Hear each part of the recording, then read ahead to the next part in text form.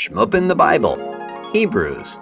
Hey y'all, Cecil B. DeShmup here, and today I'm going to tell you all about the letter to the Hebrews.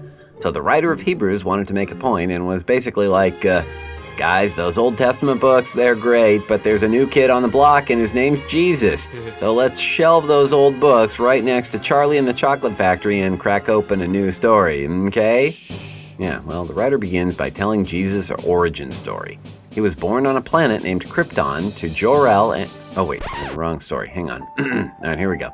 So Jesus is the Son of God, but he was also a human. That way he could die for our sins on the cross.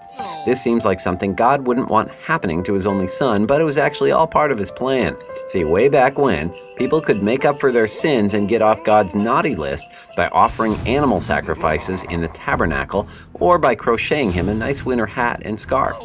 Probably. I'd like to think God would enjoy a toasty head and neck. Anyway, the high priest would go to the special inner sanctuary of the tent and sprinkle animal blood on the Ark of the Covenant while the janitorial staff of the Ark of the Covenant grabbed their bottles of Clorox and rags. So when Jesus came to earth, he acted in the role of the high priest. He went into God's sanctuary, aka heaven, put in a good word for humanity, then died on the cross for our sins. God was probably like, why does nobody ever take the crocheting option? But he still forgave everyone's sins. The writer also takes a quick detour to talk about the Israelites, and he's not a huge fan. Like, this guy definitely would not crochet anything for these people. He writes that the Israelites weren't faithful to God like they should have been, and this led to some pretty bad stuff, like wandering in the desert for 40 years without nice crocheted hats. But the author quickly returns to the theme of Jesus as a high priest. Jesus wasn't descended from the tribe of Levi, so no one could say he was neither a demigod nor a denim god. But his power comes directly from God, rather than bloodlines. And God tends to trump a lot of other stuff. I'd imagine he's not too fun to have at game night. Sorry, God, just keeping it real.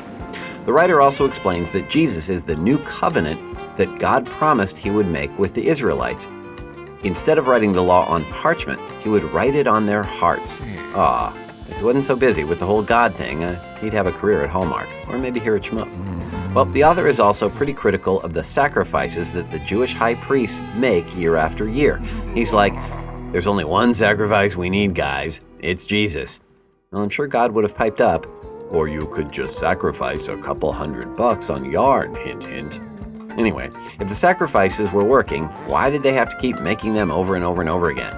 Well, because by this point, God has a ton of burnt offerings lying around up in heaven, and there are only so many burnt oxen you can decorate your pad with before it starts to get a little creepy.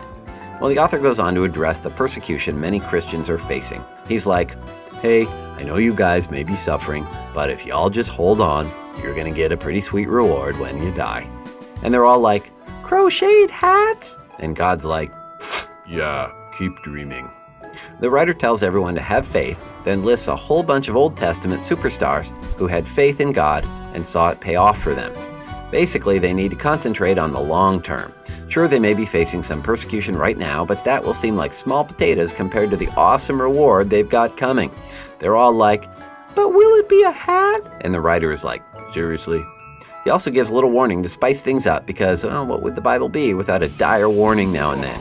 So he's like, hey, if you thought God was rough on the Israelites who didn't listen to Moses, what do you think he'll do to Christians who don't listen to his son?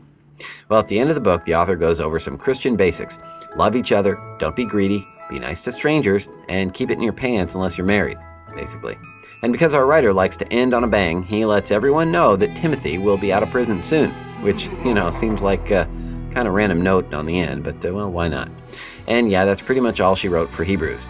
Stick around for the next episode, the Pastoral Epistles, which, fingers crossed, will have more crocheted hats. Until then, I'm Cecil B. DeShmup. Hello.